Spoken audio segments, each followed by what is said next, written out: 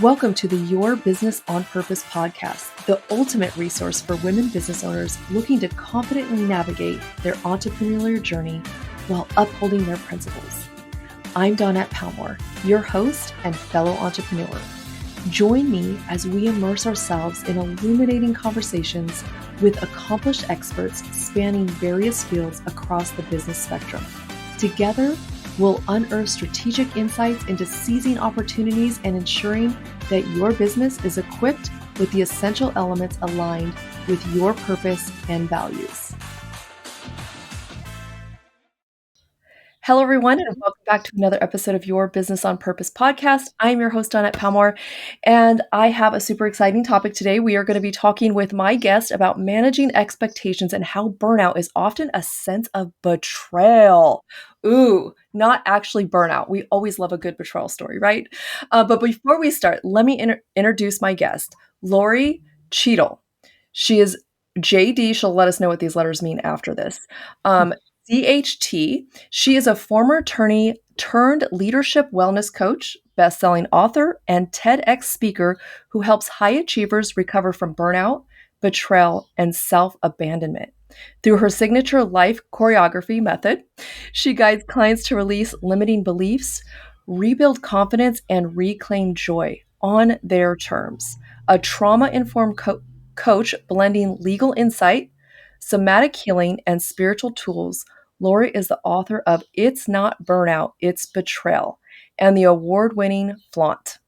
Drop your cover and reveal your smart, sexy, and spiritual self.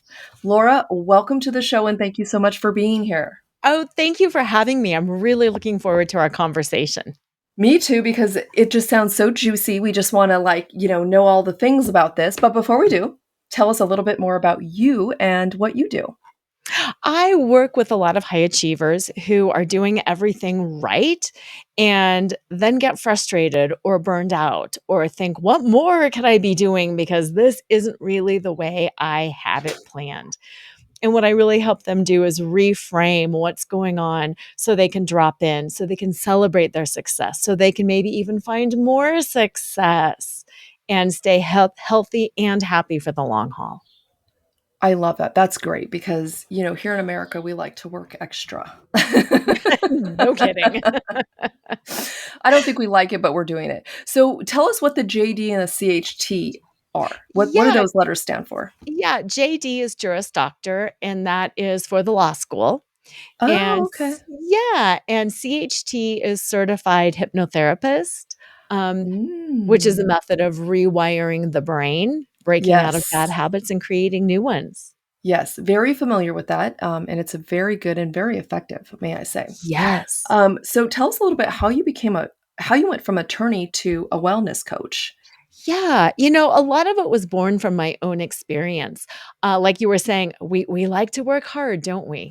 And in the legal profession, it's really intense. Mm-hmm. And I had these great expectations that I was going to go in, I was going to shatter the glass ceiling, I was going to be successful, I was going to have kids, I was going to be a great mom, I was going to be I was going to do all the things. And I really burned out.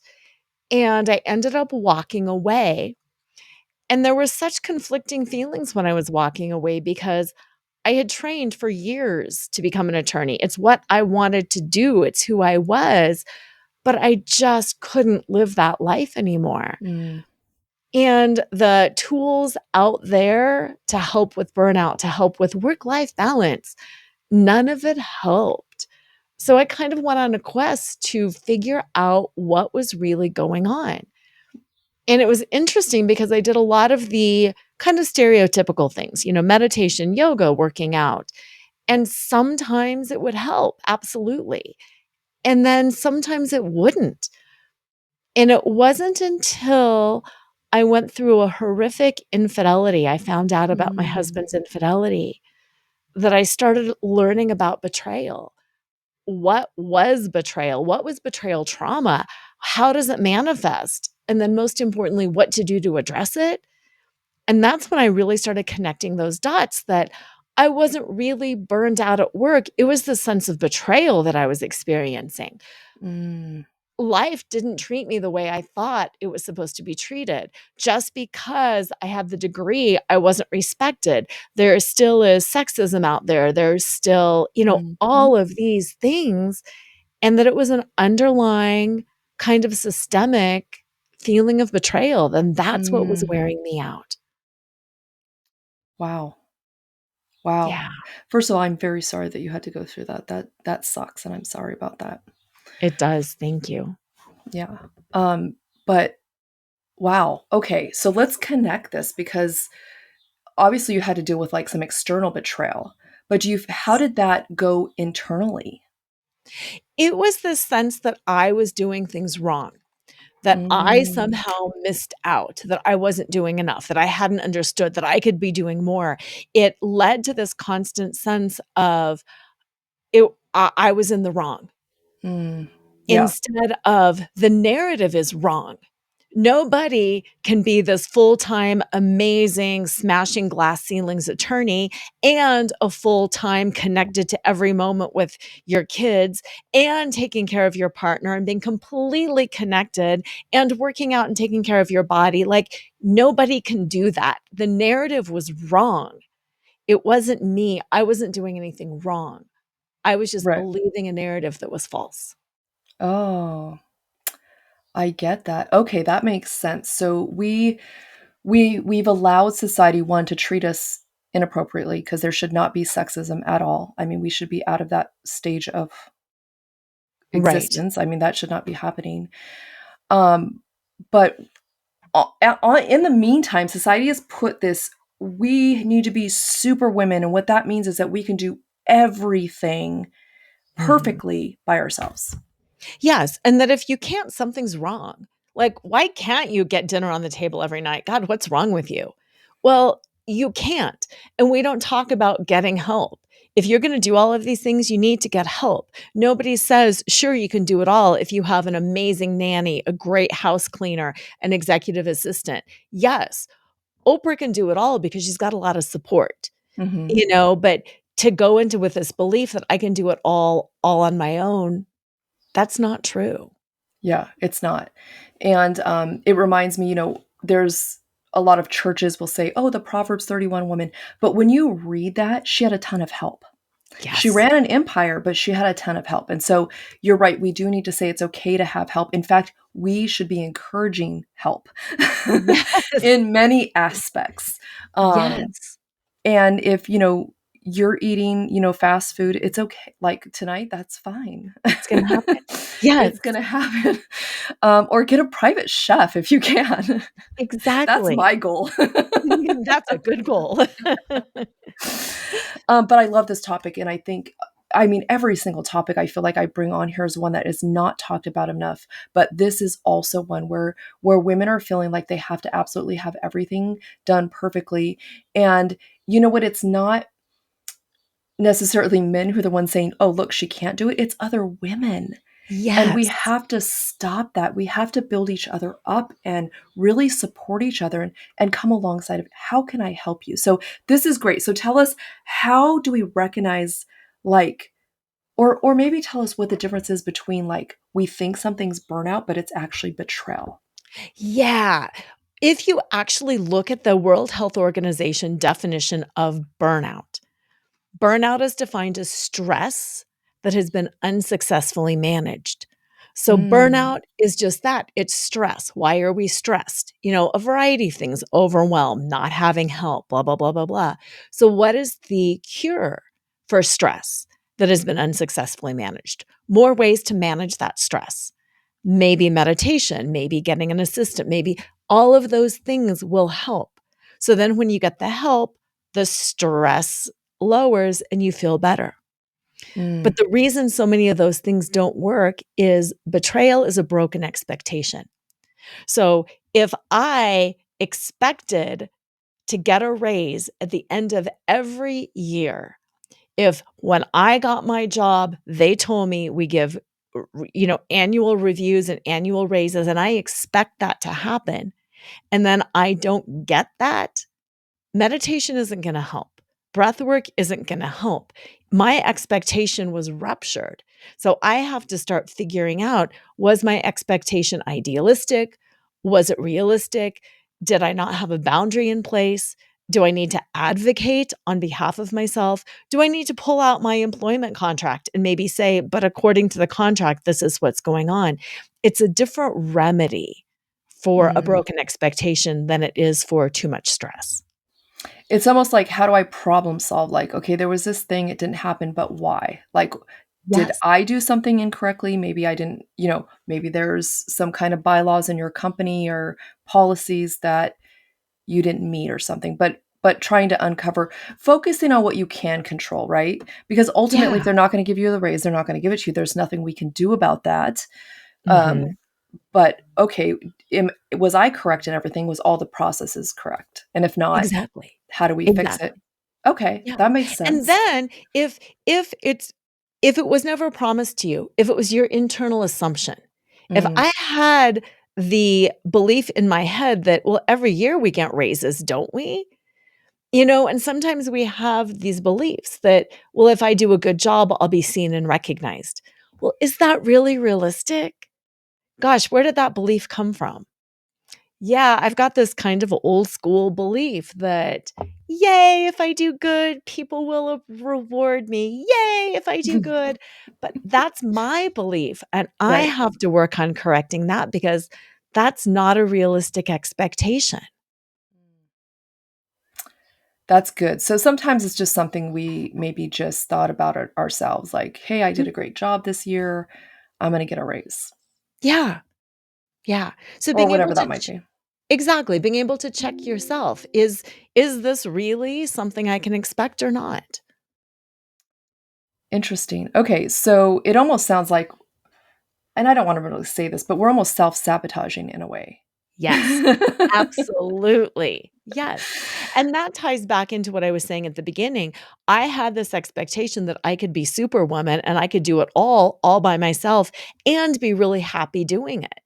That was not a realistic expectation, and there was nobody out there that could give me enough help and support to shift that. I had to shift that within myself.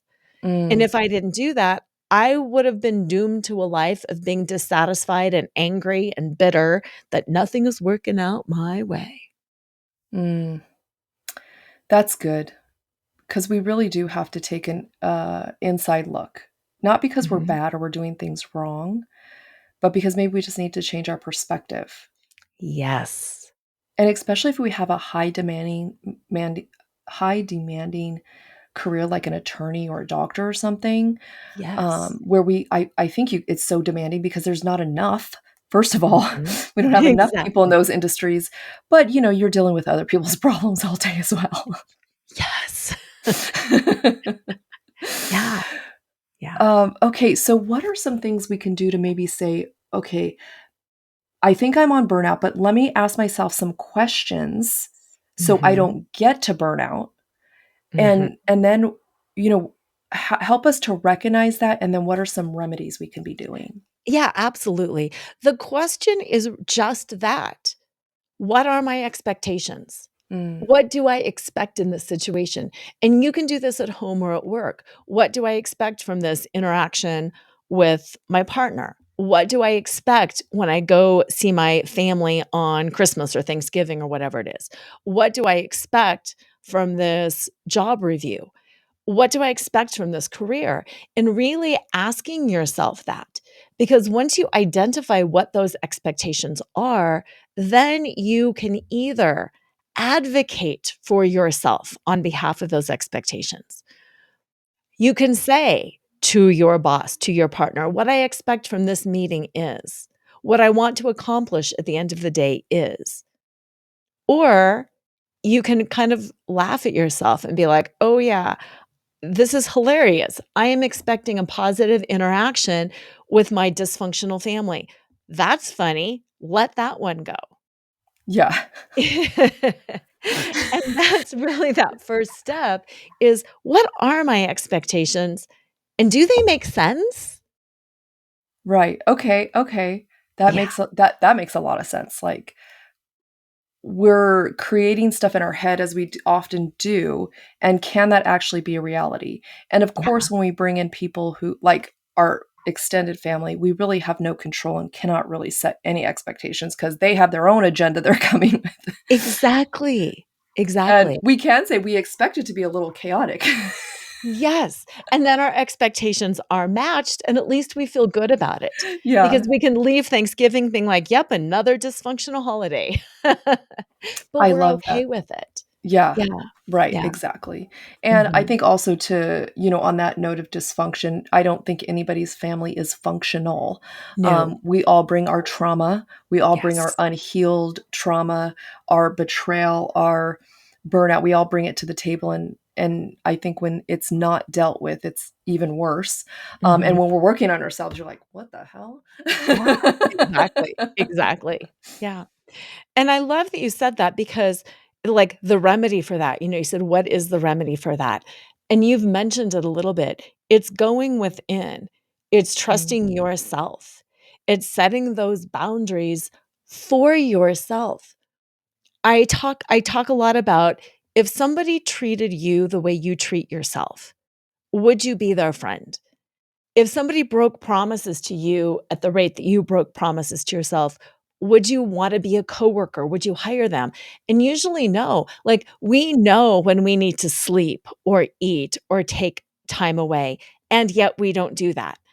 We know when we need to heal something, and yet we don't do that. I mean, how many times have we said even like, "I'm just not gonna eat sugar," and then somebody walks by with donuts and we're like, "Well, I'll stop eating sugar tomorrow." yeah. It's that radical self-trust and realizing we're the only ones that can make decisions for ourselves.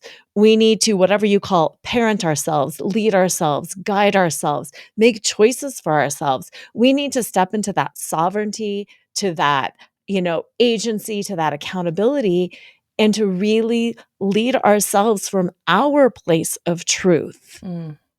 I love it. This is good. Yay. I can't clap because it probably wouldn't sound good on the podcast, but I'm clapping. This is like so good. Because we really need to get back to self accountability. Mhm. I feel like we're pulling away and we make excuses and, All the time. or it's somebody else's fault. It's never our own. There's a really good book. I don't know if you ever heard of it called Question Behind the Question. Very Ooh, good about it's about self-accountability, and I'm just like, "Oh, this is yeah. great." Same thing, we really have to go back to what part are we playing in this and not Yes.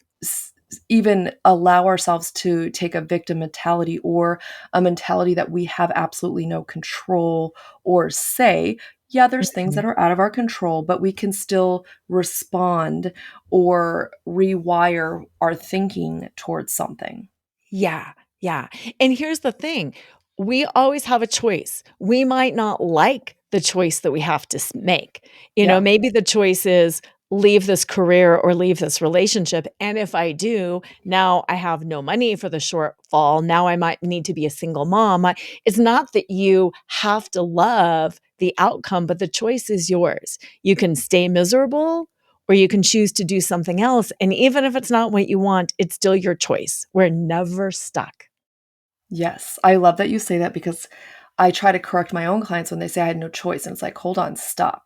You Mhm, always have a choice, mhm, and always. you never wanna give that power away." Yes, Yeah, we yes, always have a choice. So ladies, we gotta take our power back. Um, Talking about sexism, I had a lady tell me, this guy was just very mean to her, and I was like, "Why do you tolerate that?" "Well, he's my boss. I don't care who he is. He has no right to speak to you that way." yeah, But she would not stand up in her own power, which is making other women powerless, right? So we have yes, to stand up. We don't have to be rude. We don't have to be mean, but we can be bold and empowered. And I yes. think that's the only way we're really going to change this because there's so much work to still be done with women, and we have no time to be fighting with each other, right? We just need to be No. helping each other and encouraging each other to move forward. Yes. And this has been such an amazing conversation. And I feel like we said so I've loved it. much. Yes, that's what I'm thinking. I'm like, it needs to gel now. It needs to just drop in. I feel like we all just need to go sit for 10 minutes. Yeah, let's let everybody process. But Wow. Thank you so much for coming on and just sharing this because, again, it should be a super hot topic. Yeah. And I love that you're using your voice to make it known and talked about in this world.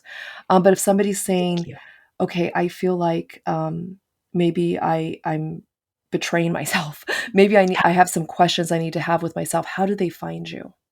They can find me on my website, loracheadle.com, and it's LoraCheadle. And they can also find me across social media at Lora Cheadle. Fabulous. And that'll all be in the show notes as well. So you guys can go find it and make sure you follow her. I am a huge believer in neurofeedback or uh, why is it leaving my brain? Hypnotherapy. Thank you, Yes. hypnotherapy, Yes. and rewiring our brains. I've been doing work for years on my brain, and it's been a tremendous help, Yeah. and super grateful for that. So thank you again for being here. I appreciate you so much, and the work Thank that you do, and thank each one of you for being here because we would not have a show without you. Nope. And I love even more, the more women I talk to, the more I am so glad that I created a space, especially for women, where we can come together and just talk about real issues that we deal with that our male counterparts probably can't understand. And that's okay. They don't have to. But we can understand each other and help each other walk through it. So remember, conducting business on purpose not only fuels your success, but also propels you towards a purposeful life. So thank you again. And until next time, embrace your journey of intentional business and purposeful living.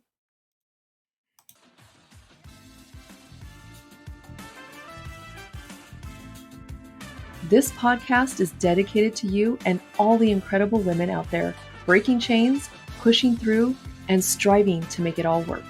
Your support truly means the world to me. Could you do me a favor? Be a gem and leave a review. It will help us reach even more women, making a bigger impact. Your feedback is invaluable, and I would genuinely appreciate it. Don't forget to hit that like button and subscribe, ensuring you never miss an episode. Until next week, live a purposeful life in both your business and your finances.